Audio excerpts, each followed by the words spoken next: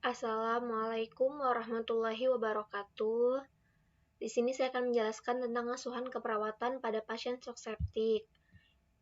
Yang pertama ada definisi shock septik. Shock adalah suatu keadaan serius yang terjadi jika sistem kardiovaskuler, jantung, dan pembuluh darah tidak mampu mengalirkan darah ke seluruh tubuh dalam jumlah yang memadai. Shock biasanya berhubungan dengan tekanan darah rendah dan kematian sel maupun jaringan. Menurut Nasruddin 2007, shock septik merupakan salah satu kondisi darurat yang ditandai dengan terganggunya aliran darah akibat infeksi. Kondisi ini dapat menimbulkan kerusakan organ dan bahkan kematian. Oleh karena itu, gejala shock septik perlu dikenali sejak dini agar bisa segera ditangani. Selanjutnya ada etiologi shock septik. Mikroorganisme dari shock septik adalah bakteri gram negatif, namun demikian, agen infeksius lain seperti bakteri gram positif dan virus juga dapat menyebabkan shock septik.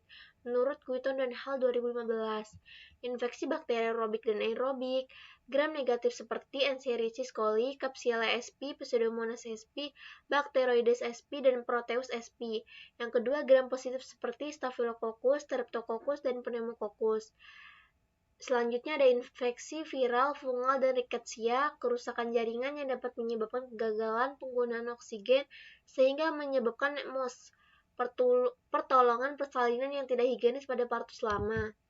Klasifikasi shock septis. Yang pertama, sepsis onset dini merupakan sepsis yang berhubungan dengan komplikasi obstetrik terjadi mulai dalam uterus dan muncul pada hari-hari pertama kehidupan, 20 jam pertama kehidupan. Sering terjadi pada bayi prematur, lahir ketuban pecah dini, demam impratu, maternal, dan korikomonetis. Yang kedua ada sepsis onset lambat, terjadi setelah minggu pertama sampai minggu ketiga kelahiran, ditemukan pada bayi cukup bulan. Infeksi bersifat lambat, ringan, dan cenderung bersifat lokal. Selanjutnya ada patofisiologi shock septik. Patofisiologi shock septik bahwa perannya kunci dalam berkembangan sepsis berat dimainkan oleh respon imun dan koagulasi terhadap infeksi. Respon proinflamasi dan antiinflamasi berperan dalam shock septik. Shock septik melibatkan respon peradangan luas yang menghasilkan efek hipermetabolik. Hal ini dimanifestasikan oleh peningkatan respirasi seluler, katabolisme protein, dan asidosis metabolik. Dengan alkoholisis perampasan kompensasi, sebagian besar kasus shock septik disebabkan oleh bakteri gram positif diikuti oleh bakteri gram negatif. Penghasilan endotoksin meskipun infeksi jamur merupakan penyebab shock septik yang semakin lazim. Toksik yang diproduksi oleh patogen misal pada bakteri gram negatif yaitu endotoksin yang merupakan bakteri membran Lipopolysaccharida atau LPS. Di sini ada pathway shock septik, bisa dibaca.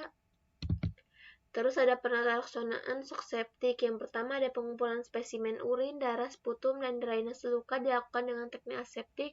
Yang kedua pemberian suplementasi nutrisi tinggi kandungan protein secara agresif dilakukan selama 4 hari dari awal shock. Yang ketiga ada pemberian cairan intravena dan obat-obatan yang diresepkan termasuk antibiotik dopamin dan vasopresor untuk optimalisasi volume intravaskuler. Selanjutnya ada pemeriksaan penunjang, biarkan darah, urin, sputum hasil positif, kultur luka, sputum, urin, darah, yaitu untuk mengidentifikasi organisme penyebab sepsis. Sensitivitas menentukan pilihan obat yang paling efektif. SDP-HT mungkin meningkat pada status hipovolemik karena hemosentrasi leukopenia atau penurunan SDP terjadi sebelumnya, diikuti oleh pengulangan leukositosis 1.500-30.000 dengan peningkatan pita atau berpindah ke kiri yang mengindikasikan produksi SDP tamatur dalam jumlah besar.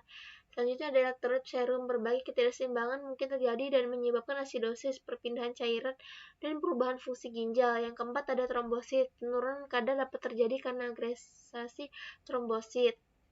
Yang kelima ada PT atau PTT, mungkin memanjang, mengindikasikan koagulopati yang diasosiasikan dengan HT atau sirkulasi toksin atau status shock. Yang keenam ada laktat serum meningkat dalam asidosis metabolik, disfungsi hati, shock.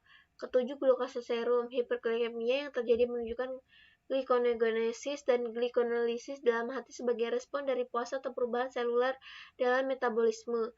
Yang kedelapan ada BUN atau kreatinin, peningkatan kadar diasosiasikan dengan dehidrasi, ketidakseimbangan atau kegagalan ginjal, dan disfungsi atau kegagalan hati. Yang ke-9 ada GDA, alkalosis respiratori dan hipoksemia dapat terjadi sebelumnya. Dalam tahap lanjut, hipoksemia, asidosis respiratori, dan asidosis metabolik terjadi karena kegagalan mekanisme kompensasi. Yang ke-10 ada EKG, dapat menunjukkan segmen ST dan gelombang T, dan disterismia menyerupai infark miokard. Selanjutnya ada pengkajian primer pada shock septic. Ada airway, breathing, circulation, disability, exposure.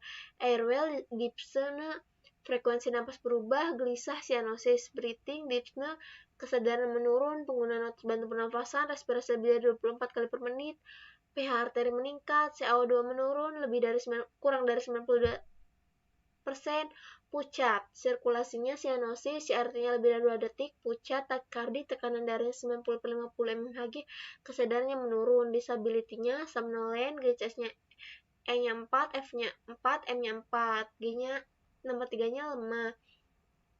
Gelisah, exposure-nya gelisah sama frekuensi nadinya meningkat. Diagnosa keperawatannya, gangguan pertukaran gas berhubungan dengan ketidakseimbangan ventilasi perfusi, resiko shock berhubungan dengan sepsis, resiko perfusi renal defektif berhubungan dengan sepsis, hipertermi berhubungan dengan proses infeksi, perfusi perifer defektif berhubungan dengan penurunan aliran arteri atau vena. Yang selanjutnya ada diagnosa prioritas, gangguan pertukaran gas berhubungan dengan ketidakseimbangan ventilasi paru, ventilasi perfusi, resiko shock berhubungan dengan sepsis. Intervensi keperawatannya ada gangguan pertukaran gas berhubungan dengan ketidakseimbangan ventilasi perfusi, SLKI tujuan dan kriteria hasil. Setelah dilakukan perawatan selama 2x24 jam, diharapkan pertukaran gas teratasi dengan kriteria hasil, tingkat kesadaran menurun, dyspnea menurun, gelisah menurun, takikardia membaik, pola napasnya membaik, PO2 membaik, PCO2-nya membaik, pH arterinya membaik, sinusnya membaik, warna kulitnya membaik.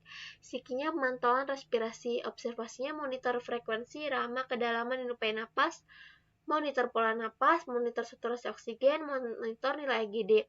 Yang terapeutiknya atur interval pemantauan respirasi sebagai kondisi pasien, dokumentasi pemantauan, edukasinya jelaskan tujuan dan prosedur pemantauan, informasikan hasil pemantauan jika perlu.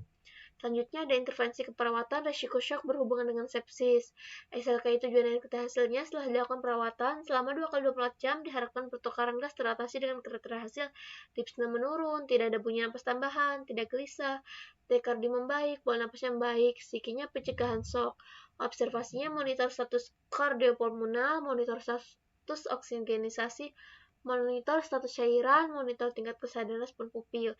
Terapeutiknya berikan oksigen, pasang jalur IV, pasang kateter urin untuk menilai produksi urin, edukasinya jelaskan penyebab atau faktor resiko shock, jelaskan tanda dan gejala awal shock, anjurkan melaporkan jika menemukan atau merasakan tanda dan gejala awal shock, anjurkan memperbanyak asupan cairan oral, kolaborasi memberikan IV.